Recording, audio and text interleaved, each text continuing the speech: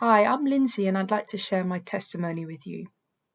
So, I was born and raised in London, a very diverse and multicultural city, and I attended school with people from many different backgrounds of different faiths, and we were all encouraged to celebrate the different faiths in that school. I went to an Anglican church, Church of England church, and I actually served in the church for about 10 years, and I attended Sunday school and that kind of thing. But to be honest, I sort of just saw it as a routine to attend church every Sunday, which I didn't particularly enjoy. I found it quite boring actually. I didn't really enjoy reading the Bible, and I found the Old Testament especially quite heavy, and I was quite bored. I didn't really see the appeal in church, and my parents weren't very strict. So I'd probably describe my faith at the time as a sort of liberal Christianity where you had to be good and not harm anyone, and God was there. And if you prayed, you might get your prayers answered. And it was kind of like that.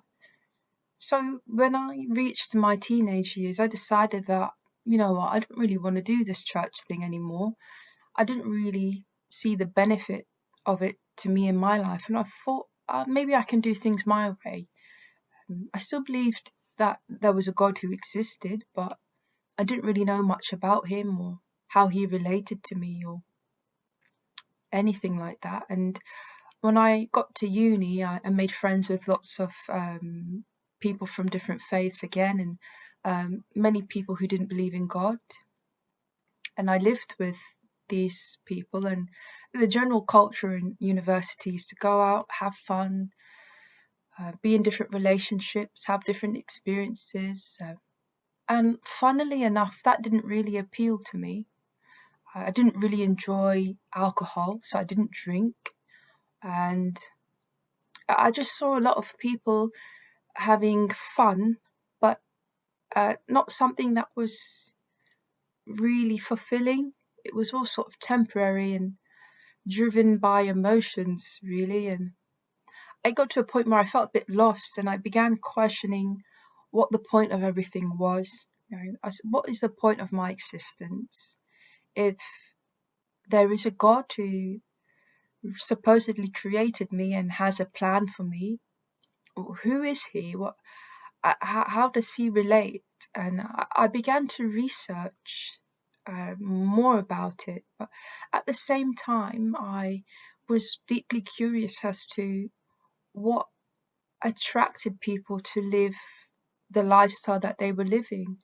And there was a sort of standard that I was exposed to where it was okay, so you date and you find someone that you like, and hopefully that leads to marriage and kids. Sometimes kids come before marriage, but preferably after, and you just hopefully have a happy life together, and that was it. So I was curious as to what Christianity was about and what this worldly lifestyle was about.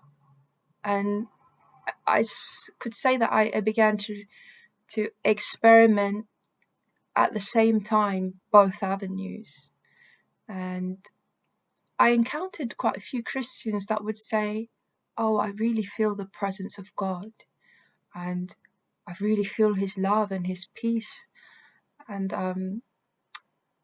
uh, I've been supernaturally healed, and I have a heavenly language." And I thought, what is all of this about? If this stuff is true, I want to know about it.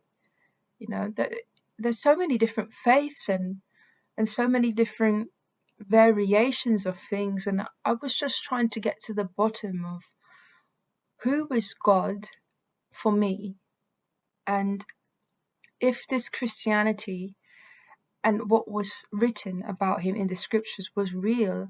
I wanted to encounter it. I didn't want to mess around anymore. I was really trying to find answers of what was I supposed to do with the time that I've been given here on earth.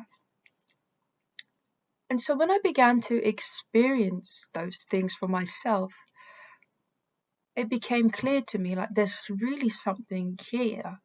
And it was almost as if the deeper I got into it, the more I wanted to know. But at the same time, I was pursuing a relationship and I was dating and I'd met someone that I felt like I was going to marry. And so I almost had one foot in the world and one foot in Christianity.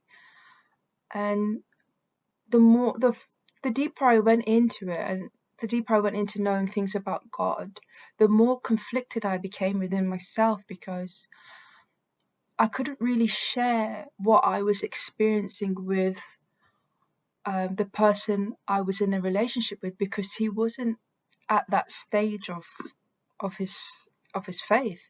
He was pretty much agnostic, so not really sure about God and not really interested, to be honest. And everyone's at a different level and a different stage in life. Everyone's on their own journeys, and you have to just allow people to discover things for themselves. You can't force anything on anyone.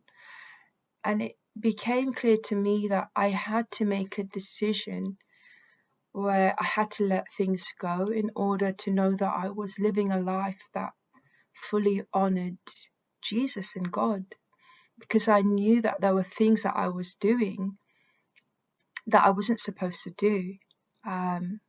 And I couldn't really live like this anymore. And in that sort of hybrid Christianity duality state. But I knew it would be difficult. And I knew I needed help because I didn't want to let go of certain things. I was scared because I felt like what I had was good, even though there were things that weren't quite good. I felt like I didn't want to let go of what I had. And it got to a point where I could hear God, and I could hear God for myself in a gentle, familiar voice. And I realized that when I look back on my life, that God was with me the whole time. I just didn't realize. And I could hear him saying that he has good plans for me. So the scripture that resonated with me is Jeremiah 29:11, where it talks about God knowing the good plans and the purposes that he has for your life, and plans to prosper you and not to harm you, and to give you hope and a good future. And I just knew that in order for me to step into the fullness of the good plans he had for me, I had to let go of what I had. And it was probably the most difficult decision that I had to make. And it wasn't easy. And there were many down days and many setbacks. And, I had to be honest and say, okay, God, I'm sorry, I really messed up here.